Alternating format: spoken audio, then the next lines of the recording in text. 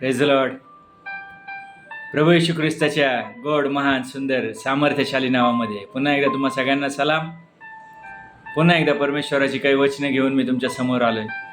चला तर बघूया आपण अगदी थोडक्यात देवाचं वचन आम्हाला काय शिकवतं ते. प्रकटीकरणाचं पुस्तक याचा 3रा अध्याय आणि 14व्या वचनापासून पुढे मी वाचतो तुमच्यासाठी. लावदिकीय येथील मंडळीच्या दूताला लिही, जो आमेन, जो विश्वसनीय व खरा साक्षी, जो देवाच्या दृष्टीचे आदिकारण, तो असे म्हणतो, तुझी कृत्य मला ठाऊक आहेत. तू शीत नाहीस व उष्ण नाहीस.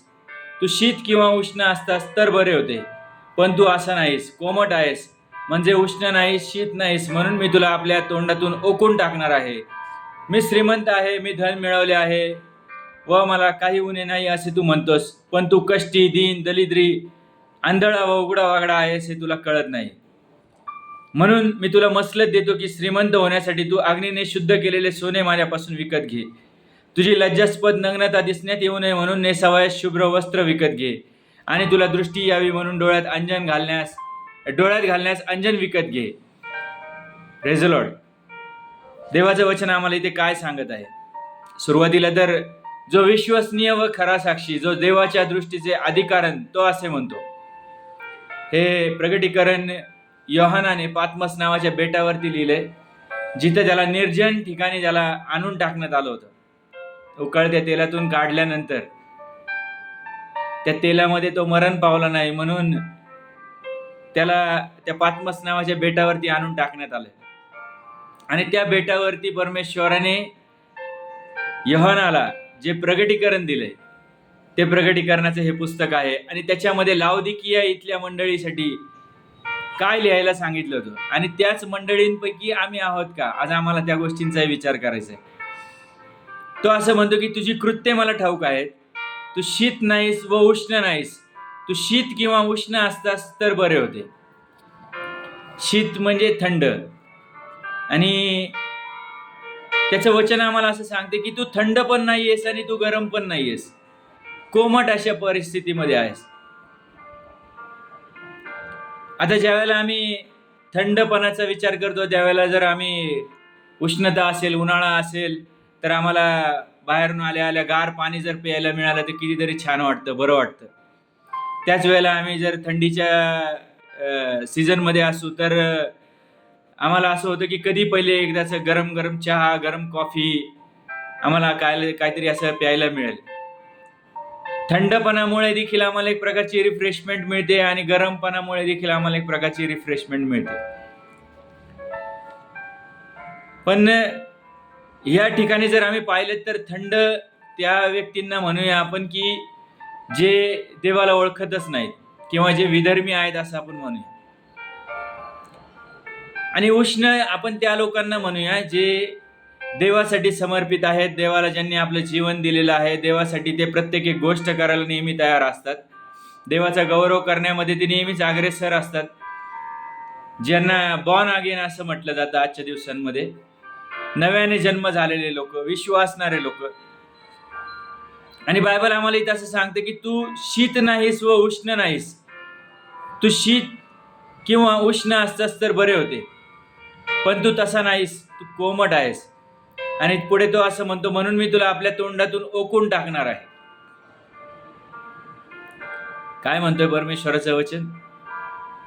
तो म्हणतो तू कोमट आहेस, कोमट अवस्थेमध्ये. आध्यात्मिक दृष्ट्या ज्या वेळेला आम्ही विचार करतो या गोष्टींचा, तेव्हा जे थंड म्हटलेले, ज्यांना देवाचं वचन माहीत नाही किंवा ज्यांना जे देवावरती विश्वासच ठेवत नाहीत, असे लोक आपण थंड परिस्थितीमधले लोक म्हणूया. जे उष्ण आहेत ते जे बॉर्न अगेन किंवा जे देवाच्या आत्म्याने चालवले जाणारे, देवाच्या आत्म्याने भरलेले, देवासाठी समर्पित असणारे असे लोक म्हणूया. परंतु हे जे कोमट आहेत ते ना धड विधर्म्यांमध्ये मोडले जातात, ना धड ख्रिस्ती लोकांमध्ये मोडले जातात. जे दिवाळी पण साजरा करतात, जे होळी पण खेळतात, जे ख्रिसमस पण पाळतात, जे वर्षातून एकदा चर्चला पण येतात, ज्यांना ख्रिस्त माहीत असून सुद्धा ते ख्रिस्ताच्या विरुद्ध वागतात, ते लोक आपण म्हणूया की कोमट प्रवृत्तीचे लोक आहेत. हालेलुया. आणि येशू असं म्हणतो की म्हणून मी तुला आपल्या तोंडातून ओकून टाकणार आहे. म्हणजे याचा अर्थ तो म्हणतो की मी तुम्हाला सार्वकालिक जीवनामध्ये घेणार नाही. आणि म्हणून मत्ते 7:21 मध्ये मी नेहमीच सांगतो त्याप्रमाणे तो म्हणतो की प्रभूजी प्रभूजी म्हणणाऱ्या प्रत्येकाचा स्वर्गाच्या राज्यामध्ये प्रवेश होणार नाही, तर जो कोणी माझ्या पित्याच्या इच्छेप्रमाणे वर्ततो त्याचा मात्र होईल, असं बायबल आम्हाला सांगतो. मग आता आज या गोष्टींचा विचार करायचा की आम्ही कशा प्रवृत्तीचे लोक आहोत.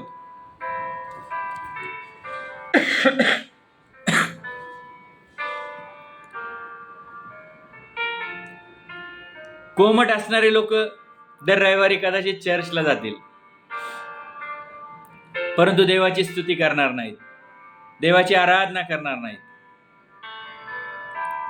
कदाचित ते दर रविवारी चर्चला जातील, परंतु बाकीच्या दिवसांमध्ये त्यांना देवाच्या वचनाशी काही घेणं देणं नसतं, देवाच्या गोष्टींकडे त्यांचं लक्ष नसतं, देवाचं वचन पाळण्याकडे त्यांचं लक्ष नसतं. दर रविवारी चर्चला जाणार म्हणजे तुम्हाला स्वर्गात जायचा पास मिळालेला नाही. हनोक जो 300 वर्ष परमेश्वरासंगती चालला असं बायबल सांगतं, तो कुठल्या चर्चला जात नव्हता. अब्राहम कुठल्याच चर्चला जात नव्हता. मोशे कोणत्याच चर्चला जात नव्हता.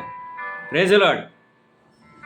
प्रियांनो, ते देवाला भिवून वागत होते, देवाच्या वचनांप्रमाणे वागत होते, देवाची आज्ञा ते पाळायचा प्रयत्न करत होते. त्यांना देवाच्या प्रति प्रेम होतं, देवाचं भय त्यांच्या जीवनांमध्ये होतं. पण आजच्या दिवसांमध्ये जर आम्ही स्वतःकडे पाहिलं तर आमच्यामध्ये देवाचं भय नाही. आम्ही देवाच्या आज्ञा पाळण्याऐवजी त्या मोडण्यामध्ये आम्हाला जास्त धन्यता वाटते, आम्हाला जास्त आनंद त्याच्यामध्ये होतो. जगाप्रमाणे जगण्यामध्ये आम्ही जास्त तत्पर आहोत, तरबेज झालेलो आहोत. आम्हाला देवाचं भय राहिलेलं नाही, परंतु आम्हाला असं वाटतं की मी जर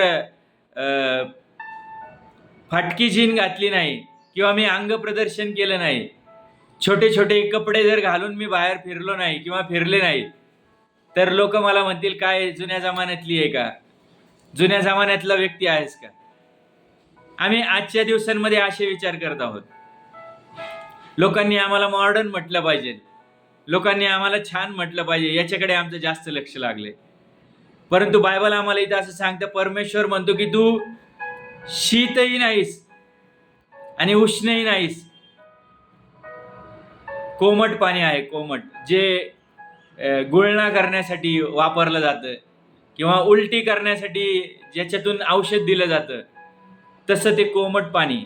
आणि ते कोमट पाणी परमेश्वर म्हणतो की मी तुला तोंडातून ओकून टाकणार आहे. हालेलुया.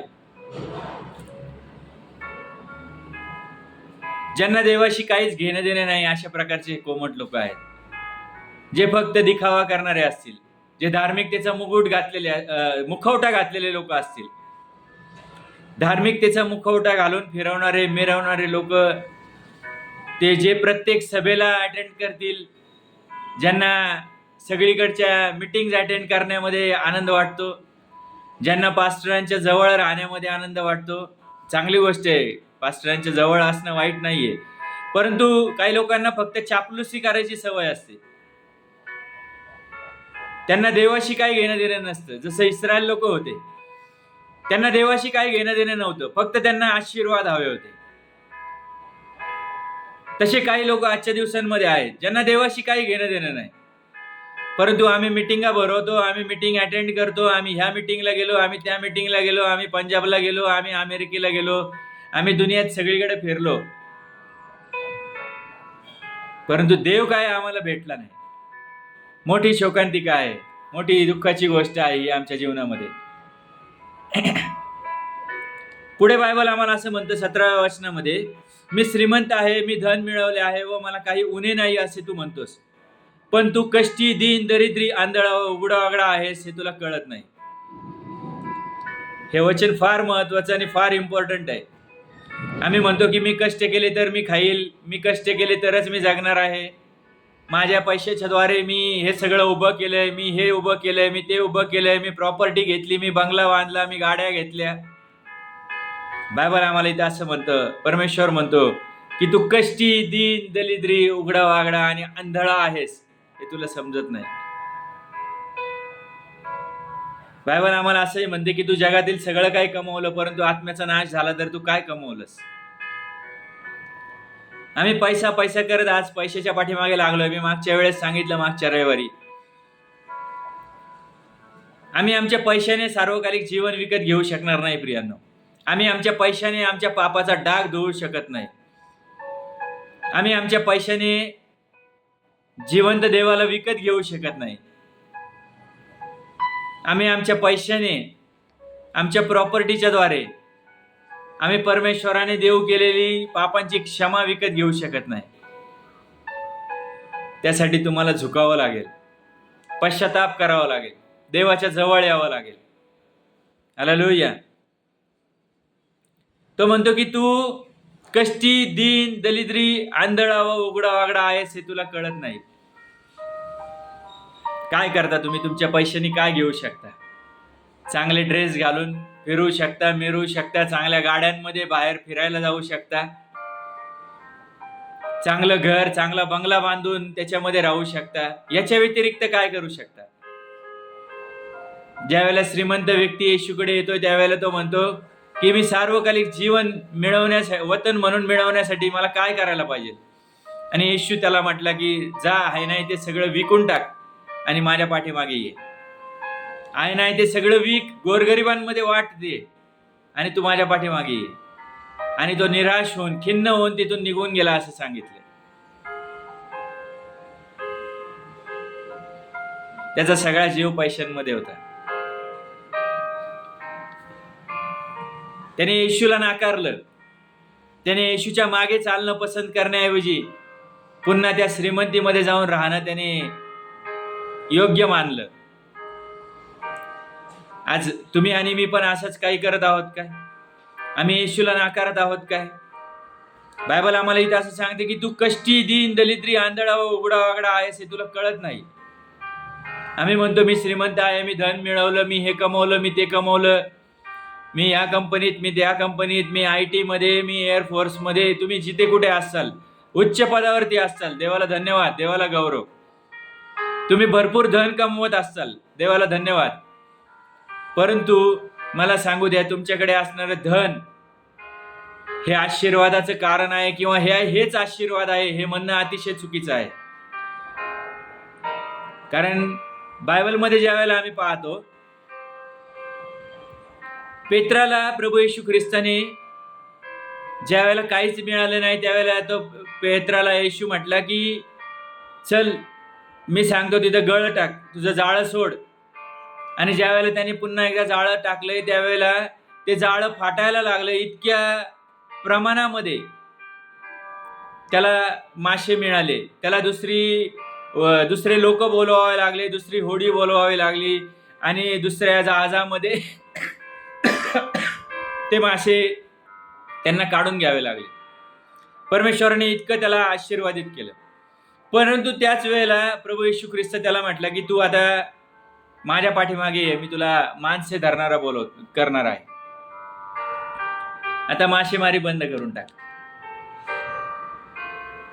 12च्या 12 शिष्य पाहिले तर प्रभू येशू ख्रिस्त त्यांना असं म्हटलं नाही की तुम्हाला मी धनवान करतो, तुम्हाला मी आशीर्वादित करतो, तुम्हाला घर, गाडी, बंगला, पैसा, रथ, घोडे सगळं काही मी तुम्हाला पुरवून देतो आणि हेच सगळं आशीर्वादाचं कारण असेल असं काही सांगितलं नाही प्रभू येशू ख्रिस्ताने. उलट बायबल आम्हाला असं सांगते की तुम्हाला दुःख सहन करण्यासाठी पाचारण करण्यात आले. काही लोक आज असं म्हणतात की माझ्याकडे धन आहे, माझ्याकडे जॉब आहे, माझ्याकडे पैसा आहे, माझ्याकडे सगळं आहे, मी व्यवस्थित आहे. प्रियांनो, मला आज तुम्हाला सांगायचंय, तुमच्याकडे धन असेल आनंदाची गोष्ट आहे, तुम्ही चांगला जॉब करताय, देवाला धन्यवाद द्या. परंतु तुमचं चित्त कुठे लागलेलं आहे? आज या गोष्टींकडे विशेष लक्ष द्यायला शिका. आमचं अंतःकरण जर देवाकडे लागलेलं नसेल तर हे धन नाहीसं व्हायला वेळ लागणार नाही. ज्या धनाच्या द्वारे, धनाच्या जीवावरती तुम्ही आज उड्या मारत असताल, माझ्याकडे इतकं आहे, माझ्याकडे तितकं आहे, प्रियांनो, हे सगळं संपायला वेळ लागणार नाही. बायबल आम्हाला असं सांगतं की हे सगळं काही नश्वर आहे. आकाश आणि पृथ्वी नाहीशी होईल परंतु माझं वचन नाहीसं होणार नाही असं परमेश्वराचं वचन सांगतं.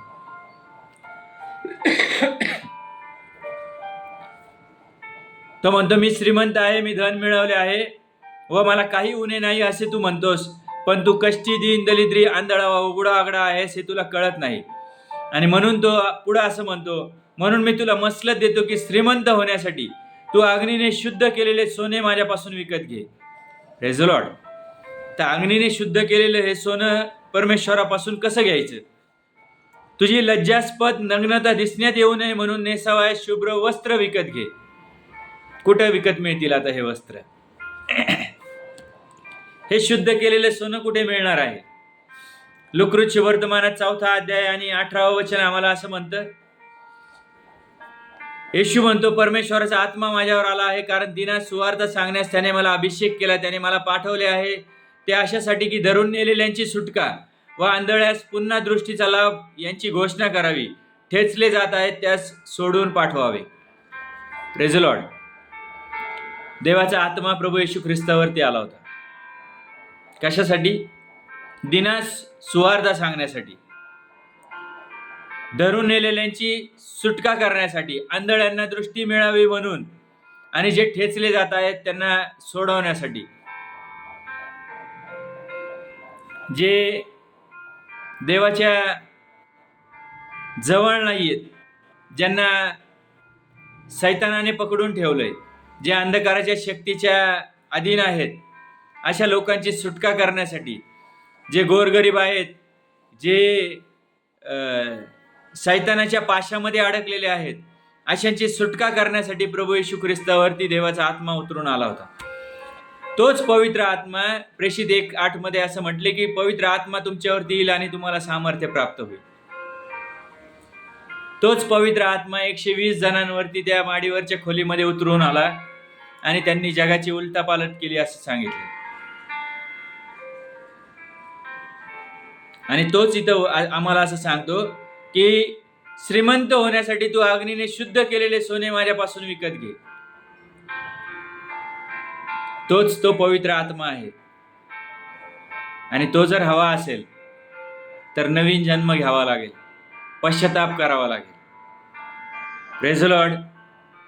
1 कोरिन्थीय पत्र 3 अध्याय आणि 13व्या वचनामध्ये काय म्हटलंय?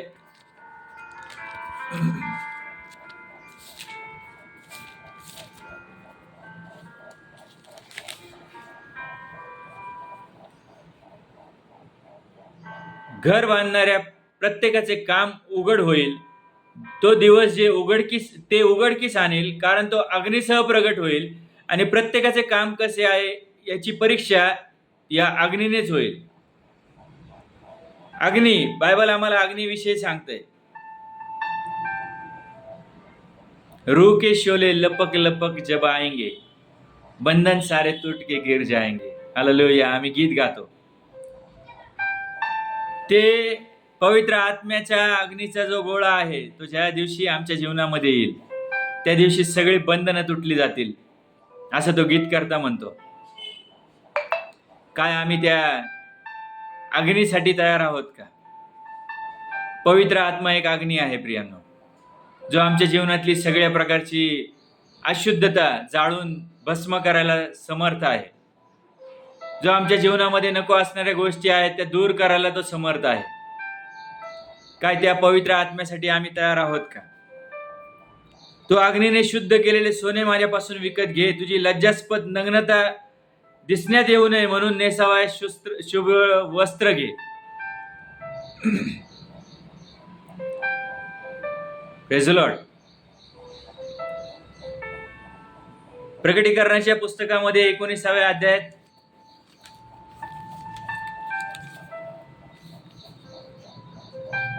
7वं आणि 8वं वचन असं म्हणतं, आपण आनंद व उल्हास करू व त्याचे गौरव करू, कारण कोकऱ्याचे लग्न निघाले आहे आणि त्याच्या नवरीने स्वतःला सजवले आहे. हे सगळं आध्यात्मिक स्वरूपामध्ये आहे आणि तिथे कोकरा म्हणजे प्रभू येशू ख्रिस्त आहे आणि त्याची नवरी म्हणजे त्याची मंडळी, त्याचे लोक, त्याच्यावर विश्वास ठेवणारे लोक असं म्हटलं गेलेलं आहे. तिला तेजस्वी व शुद्ध असे तागाचे तलम वस्त्र नेसावयास दिले आहे. कोणतं वस्त्र दिले? तेजस्वी व शुद्ध असे तागाचे तलम वस्त्र नेसावयास दिले आहे. ते तागाचे तलम वस्त्र म्हणजे पवित्र जनांची नीतिकृत्य आहेत. हालेलुया. काय आमची नीतिकृत्य, नीतिमत्तेची कृत्य आमच्या जीवनामध्ये आहेत का? आज आम्हाला विचार करायचा आहे. आम्ही म्हणतो माझं तारण झालंय. कसं झालंय? खोटं बोलून, लवाडी करून, एकमेकांवर दोष लावून, एकमेकांची निंदा करून, एकमेकांना लुबाडून, एकमेकांशी खोटं बोलून, सगळ्या प्रकारचे पाप करून, व्यभिचार करून, मग पुन्हा एकदा आम्ही देवाच्या समोर येत आहोत. Praise the Lord. प्रियांनो, देवाच्या समोर यायचे. तुम्ही किती शुद्ध असा, किती अशुद्ध असा, तुम्हाला देवाच्या समोर यायचंय. आम्हाला प्रत्येकाला देवाच्या न्यायासनासमोर उभं राहायचंय. मी काय पाप केली हे सगळे माझ्या समोर तो तिथे मांडणार आहे आणि तो प्रत्येक गोष्टीचा जाब मला विचारणार आहे. तीच गोष्ट जगातल्या प्रत्येक व्यक्तीसंगती घडणार आहे. ज्याचा त्याचा न्याय ज्याच्या ज्याच्या कृत्यांप्रमाणे केला जाणार आहे असंही बायबल आम्हाला सांगतो. पण त्याच वेळेला आमचा विश्वास देखील मोठा आहे प्रियांनो. विश्वासाच्या द्वारे आम्ही तारले जातो असं बायबल आम्हाला सांगतं. पण बायबल आम्हाला असं म्हणते की तेजस्वी, शुद्ध आणि तागाचे तलम वस्त्र जे आहे ती म्हणजे पवित्र जनांची नीतिकृत्य आहेत. मग आता कोणत्या प्रकारची कृत्य आम्ही करत आहोत? आम्हाला आज आमच्या जीवनात विचार करायचा. बायबल असं म्हणते की जशी आपल्यावर तशी आपल्या शेजाऱ्यावर प्रीती कर. आम्ही आमच्या शेजाऱ्यावरती प्रीती करणं बाजूला, फक्त स्वतःपुरता स्वतःवरती प्रीती करतोय. स्वकेंद्रित, आत्मकेंद्रित, सेल्फिश असं जीवन आम्ही जगत आहोत. आम्हाला दुसऱ्यांशी काही घेणं देणं नाही. आणि अशा प्रकारचं जीवन जगणाऱ्या लोकांना परमेश्वराने स्वर्गात न्यावं अशी अपेक्षा आहे. म्हणून बायबल आम्हाला असं म्हणते की तू शीत नाहीस आणि उष्णही नाहीस, तर तू कोमट आहेस आणि म्हणूनच मी तुला तोंडातून ओकून देणार आहे. Praise the Lord. कशी आहेत आमची नीतिकृत्ये? आमची लज्जास्पद नग्नता आध्यात्मिक दृष्ट्या मी सांगतोय. तुम्ही तुमच्याकडे भारी भारी क्वालिटीचे ब्रँड्सचे कपडे असतील, ब्रँडेड कपडे तुम्ही कदाचित यूज करत असाल, परंतु अंतःकरणाची जी नग्नता आहे ती तो परमेश्वर बघतोय. Praise the Lord. अंतःकरण कसं आहे ते तो परमेश्वर तपासून पाहणारा परमेश्वर आहे. किती निंदा, किती चाडी, किती लबाडी आम्ही केलीये, किती आम्ही एकमेकांच्या कानात पुटपुटलोय ते त्यांनी वरती ऐकलंय. जे अंधारात आम्ही कुकर्म केलंय ते तो तिथं प्रकाशामध्ये पाहतो असं बायबल सांगतं.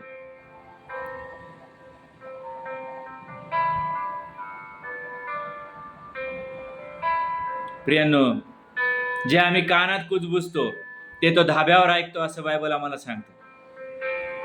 आणि म्हणून इथं तो आम्हाला असं म्हणतो की तुझी लज्जास्पद नग्नता दिसण्यात येऊ नये म्हणून नेसावयास शुभ्र वस्त्र विकत घे. तो विकत घ्यायला सांगतोय. Praise the Lord. तारणाची वस्त्र विकत घेण्यासाठी किती पैसे खर्च करू शकतात? किती श्रीमंत आहात तुम्ही आज? स्वतःच्या जीवनात स्वतःला विचारा. काय मी ती तारणाची वस्त्र विकत घेऊ शकतो का? तुम्ही असा विचार करत असताल की येशूने तर माझ्यासाठी रक्त वाहिले आणि त्याच्या रक्ताच्या द्वारे माझ्या पापांची क्षमा झालेली आहे आणि मग आता मला काय गरज आहे, कसली तारणाची वस्त्र आणि काय हे बडबड करतायत? प्रियांनो, मला तुम्हाला सांगू द्या, ज्याचं नाव जीवनाच्या पुस्तकात लिहिलेलं आहे त्यालाच फक्त सार्वकालिक जीवन आहे. फक्त येशू येशू म्हणणाऱ्या कोणाला स्वर्गाच्या राज्यामध्ये प्रवेश मिळणार नाही. मी तुम्हाला भीती दाखवण्यासाठी हे सांगत नाहीये, तर मला तुम्हाला हे समजून सांगायचंय की आम्ही जगिक गोष्टींकडे लक्ष लावण्यापेक्षा आम्ही आमचं अंतःकरण देवाकडे लावलेलं आहे का, या गोष्टींचा आज आम्हाला प्रामुख्याने विचार करायची गरज आहे. आम्ही अनेकदा आमच्या पैशाच्या भरोश्यावरती असतो, परंतु त्या पैशाच्या द्वारे आम्हाला जीवन मिळणार नाही. आम्ही अनेकदा नातेवाईकांच्या भरोश्यावर किंवा अनेक जण आमच्या जीवनामध्ये असतात, मित्र असतील, मैत्रिणी असतील, नातेवाईक असतील, आजूबाजूचे लोक असतील, आम्ही जिथं कामाला जातो तिथले लोक असतील, आम्ही कोणाच्या तरी भरोशावरती आम्ही असा विचार करतो की नाही, ही गोष्ट मी अशी करेल, ती गोष्ट मी तशी करेल. परंतु मला सांगू द्या, देवाचं वचन आम्हाला शिकवतं की परमेश्वराने तुमच्या योजना, तुम्ही ज्या योजना ते तुमच्या हातामध्ये आहे, परंतु त्या सिद्धीस नेणं हे परमेश्वराच्या हातामध्ये आहे. योजना करणं मनुष्याच्या हातात आहे, परंतु त्या सिद्धीस नेणं हे परमेश्वराच्या हातामध्ये आहे. मग आम्ही त्या देवालाच समोर ठेवून योजना करायला शिकलं पाहिजे. चुका झाल्या, पाप झाले, अपराध झाले तर पश्चाताप करत आम्हाला देवाच्या समोर येता आलं पाहिजे. आणि म्हणून तो आम्हाला असं सांगतोय की तू अग्नीने शुद्ध केलेले सोने माझ्यापासून विकत घे, तुझी लज्जास्पद नग्नता दिसण्यात येऊ नये म्हणून नेसावयास शुभ्र वस्त्र विकत घे, आणि तुला दृष्टी यावी म्हणून डोळ्यात घालण्यास अंजन विकत घे. कसा आहे आमचा डोळा? पापाकडे पाहणारा, जगाकडे पाहणारा, नको त्या गोष्टींकडे लक्ष लावणारा. आमच्या संपूर्ण शरीराचा डोळा हा असा भाग आहे की ज्याच्याद्वारे चांगलं ते आम्ही आतमध्ये घेत नाही आणि नको ते वाईट ते आम्ही लवकर आतमध्ये घेतो.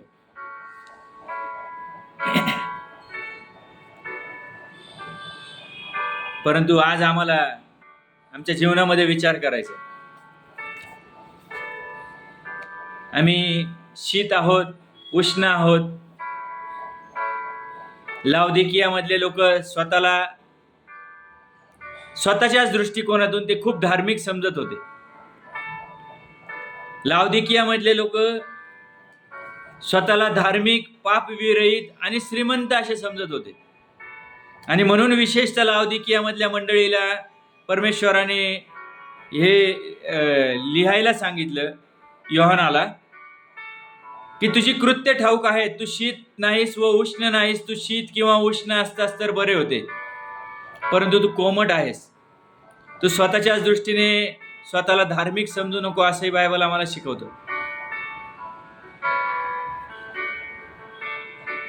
आमची नीतिकृत्य कशी आहेत? आम्ही ती तारणाची वस्त्र नेसलेली आहेत काय? स्वयंघोषित, स्वतःला धार्मिक समजणारे, धार्मिकतेचा मुखवटा परिधान केलेले, स्वकेंद्रित, स्वाभिमानी, अभिमानी, घमंडी, अहंकारी, कशा प्रवृत्तीचे लोक आम्ही आहोत? लोकांना दोष दाखवणारे, निंदा करणारे, चहाड्या करणारे, लबाडे करणारे, एकमेकांच्या विरुद्ध बोलणारे.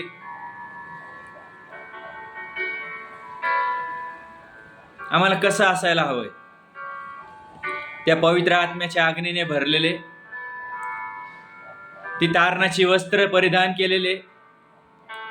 आणि असे जर आम्ही देवाला, जो तो ख्रिस्त ज्या वेळेला वैभवाने येईल त्यावेळेला त्याला जर आम्ही सामोरे जाण्यासाठी तयार झालो तरच आमचा निभाव लागेल प्रियांनो. त्या विश्वासामध्ये जर आम्ही शेवटपर्यंत टिकून राहिलो तरच आमचं तारण होणार आहे. आज विश्वास ठेवला, उद्या तो विश्वास संपून गेला. अशा प्रकारची, अशा प्रवृत्तीचे लोक सार्वकालिक जीवनामध्ये जाणार नाही. दर रविवारी चर्चला जाणारे लोक सार्वकालिक जीवनात जाणार नाही. बायबलमध्ये असं कुठंच सांगितलं नाही दर रविवारी चर्च अटेंड केलं तर सार्वकालिक जीवनात जातात, असं कुठेच लिहिलेलं नाही. दर आठवड्यातून एक दिवस उपवास केला म्हणजे तुम्ही सार्वकालिक जीवनात जाताल, असं कुठेच लिहिलेलं नाही. तुम्ही भूत काढत असताल तरी पण तुम्ही स्वर्गात जाणार नाही, असंही बायबलमध्ये लिहिलेलं आहे. येशू म्हणतो, तुम्ही असं म्हणताल की मी भूत काढली, मी लोकांना बरं केलं, लोकांना आरोग्य दिलं. तो म्हणतो की अहो अनाचार करणाऱ्यांना माझ्यापासून निघून जा, माझ्या समोरून निघून जा. काय करावं लागेल आम्हाला? शुद्ध हृदय, शुद्ध अंतकरण. तो म्हणतो की भग्न आणि अनुतप्त हृदय तू तुच्छ मानणारच नाहीस. स्तोत्र 51:17 मध्ये लिहिलेलं आहे, भग्न आणि अनुतप्त हृदय तू तुच्छ मानणारच नाहीस. त्याला ते हृदय हवंय जे भग्न आहे, अनुतप्त आहे, जे देवासाठी व्याकुळ झालेलं आहे. स्तोत्र 42 मध्ये म्हटलंय, हरणी जशी पाण्याच्या प्रवाहासाठी लुलपते तसा हे देवा माझा जीव तुझ्यासाठी लुलपत आहे. काय आमचा जीव त्या देवासाठी लुलपतो का? आज विचार करा, स्वतःच्या जीवनात स्वतःलाच विचार करायचा. माझा जीव कशासाठी लुलपतोय? कोणासाठी आम्ही तळमळतोय? पत्नी, मुलं, आई, बाप, मित्र, मैत्रिणी, नातेवाईक, आजूबाजूचे परिसर, आम्हाला कुठल्या गोष्टींची तहान लागली, कुठल्या गोष्टींची आम्हाला गरज वाटते जास्त? देवापेक्षा काय जास्त इम्पॉर्टंट वाटतंय आज तुम्हाला तुमच्या जीवनामध्ये? विचार करा प्रियांनो. देवाचं वचन वाचण्यापासून तुम्हाला कोण अडवतंय? आज तुम्ही विचार करा. देवाच्या वचनाप्रमाणे जगण्यापासून तुम्हाला कोण अडखळण ठरतंय? आज तुम्ही विचार करा. काय मी शीत आहे, उष्ण आहे की कोमट आहे? काय माझ्याकडे ती तारणाची वस्त्र आहेत का? मी स्वतःच्याच दृष्टीने स्वतःला श्रीमंत समजतोय का? काय मी खरोखर कष्टी, दीन, दलिद्री, आंधळा आणि उघडा वागडा आहे का? काय देवाचं वचन वाचून ऐकूनही मला समजत नाही अशा प्रवृत्तीचा मी व्यक्ती आहे का? आज मला माझ्या जीवनामध्ये विचार करायचा. चुकले असाल, पडले असाल, क्षमा मागा. आज पुन्हा एकदा पश्चातापाची संधी आहे. आम्ही कशा प्रकारचं जीवन जगत आहोत आज आम्हाला आमच्या जीवनात विचार करायचा. थांबूया आपण इथं, या आपण प्रार्थना करूया. राजांच्या राजा, प्रभूंच्या प्रभू, सर्व गौरव तुला दे तुझ्या दयासना पुढे तू. आजच्या या सुंदर वचनांबद्दल तुझे मनापासून आभार आणि उपकार मानतो परमेश्वर. खरोखर जिवंत देवा, आम्हाला आमच्या जीवनात आमचं आत्मपरीक्षण करायची गरज आहे. आम्ही शीत आहोत, उष्ण आहोत की आम्ही कोमट असे आहोत? होय परमेश्वर पित्या, तू म्हणतो की कोमट असणाऱ्या लोकांना तू तोंडातून ओकून टाकणार आहेस परमेश्वर. जिवंत देवा, अशा लोकांचा सार्वकालिक जीवनामध्ये प्रवेश होणार नाही परमेश्वरा, असं तुझं वचन आम्हाला शिकवत आहे. माझ्या देवा, आम्हाला तुझं वचन सांगते त्याप्रमाणे त्या अग्नीपासून शुद्ध केलेलं सोनं म्हटलेला तो पवित्र आत्मा विकत घेण्यासाठी तू आम्हाला मदत कर. त्याच्यासाठी ती आम्हाला किंमत मोजता येऊ देत परमेश्वर. आम्हाला त्यासाठी झटता येऊ देत जिवंत परमेश्वर. ती तारणाची वस्त्र, तलम वस्त्र परमेश्वर पित्या, जी नीतिकृत्य आहेत असं तुझं वचन सांगतं, ती वस्त्र परिधान करण्यासाठी तू आमची मन आणि अंतःकरण तयार कर. आमच्यातला खोटेपणा, लबाडी परमेश्वर पित्या तू आमच्यापासून दूर कर जिवंत देवा. आमच्यामध्ये असणारी, तुला न आवडणारी ती प्रत्येक एक अशुद्धता तू आमच्यामधून दूर कर आणि तुझ्या अधिक जवळ येण्यासाठी तू आमचं सहाय्य कर. माझ्या देवा, तुला आज विनंती करतो, हा व्हिडिओ ऐकणाऱ्या, पाहणाऱ्या प्रत्येकाचं जीवन येशूच्या नावात तू आशीर्वादित कर. प्रत्येकाच्या जीवनामध्ये आज ही वचनं परमेश्वर पित्या काम करू देत. या वचनांच्या द्वारे प्रत्येकाचं जीवन बदललं जाऊ देत. या वचनांच्या द्वारे हा व्हिडिओ ऐकणाऱ्या प्रत्येकाच्या जीवनामध्ये तू कार्य कर आणि अद्भुतरित्या तू प्रत्येकाचं मन, हृदय, अंतःकरण बदलून काढ. तुझ्याविषयीची पॅशन प्रत्येकाच्या जीवनामध्ये निर्माण कर परमेश्वरा. तुझ्याविषयीच्या आवेशाने प्रत्येकाला तू भरून काढ परमेश्वर पित्या. तो पवित्र आत्मा मिळवण्यासाठी, कमवण्यासाठी, त्याला टिकवून ठेवण्यासाठी परमेश्वरा आमच्या प्रत्येकाचं तू सहाय्य कर. माझ्या देवा, तुझ्या पवित्र आत्म्याला आम्ही खिन्न करणारे लोक नसावेत म्हणून तू आमचं सहाय्य कर परमेश्वरा. आत्म्याने आणि खरेपणाने तुझी स्तुती, आराधना करणारे लोक तू आम्हाला बनव.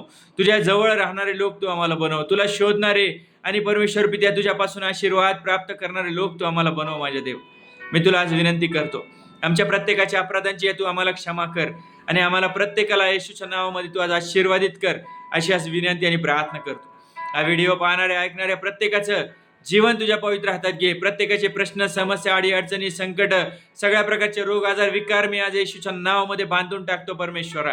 आणि तुला विनंती करतो, तू प्रत्येकाच्या जीवनामध्ये आज कार्य कर, प्रत्येकाला स्पर्श कर परमेश्वर पित्या. तुझ्या पवित्र आत्म्याच्या द्वारे स्पर्श कर आणि माझ्या देवा, तू प्रत्येकाचं जीवन बदलून टाक. प्रत्येकाला आशीर्वादित कर, प्रत्येकाच्या समस्या सोडव, प्रत्येकाला सगळ्या प्रकारच्या आजारातून तू मुक्त कर आणि अद्भुतरित्या तुझ्या नावाचा गौरव करणारं जीवन तू प्रत्येकाला दे. हीच नम्रतेची विनंती आणि प्रार्थना आमचा तारणारा प्रभू येशू ख्रिस्त याच्या गोड आणि सामर्थ्यवान नावात केली म्हणून तू ऐक पित्या. आमेन, आमेन.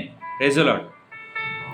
चला तर भेटूया मग पुन्हा एकदा पुढच्या एका व्हिडिओमध्ये. तोपर्यंत काळजी घ्या, सुरक्षित राहा, स्वतःच्या जीवनाचं आत्मपरीक्षण करा, सातत्याने बायबल वाचा, देवाच्या जवळ येण्याचा प्रयत्न करा. जितकं प्रार्थना करताल, जितकी स्तुती करताल, जितकी आराधना करताल तितकी कमी आहे प्रियांनो. बायबल आम्हाला सांगतं पहिले थेसलोनिकं 5:17 मध्ये की निरंतर प्रार्थना करा, अंतर पडू देऊ नका तुमच्या प्रार्थनेमध्ये आणि अधिक प्रार्थना करा. माझ्यासाठी देखील प्रार्थना करा आणि हे वचन लोकांपर्यंत जाऊ द्या, अनेकांपर्यंत वचन शेअर करा, तुमच्या कमेंट्स येऊ द्यात. लाईक केलं नाही तरी चालेल, परंतु कमेंट करायला विसरू नका. तुम्हाला वचन आवडतंय नाही आवडतंय, वचन तर देवाचं वचन आहे. सांगणारा मी जरी असलो तरी वचन देवाचं आहे. तुम्हाला नाही आवडलं तरी तुम्हाला ते ॲक्सेप्ट करावं लागेल प्रियांनो. परंतु लोकांपर्यंत शेअर करा, देवाचं वचन अनेकांपर्यंत पोहोचावं, हीच व्हिडिओ तयार करण्याच्या पाठीमागची एक संकल्पना आहे. आणि त्यासाठी विनंती आहे सगळ्यांना की अनेकांना देवाचं वचन शेअर करत चला आणि होऊ द्या देवाचा गौरव या सगळ्या गोष्टींच्या द्वारे. God bless you all. Thank you.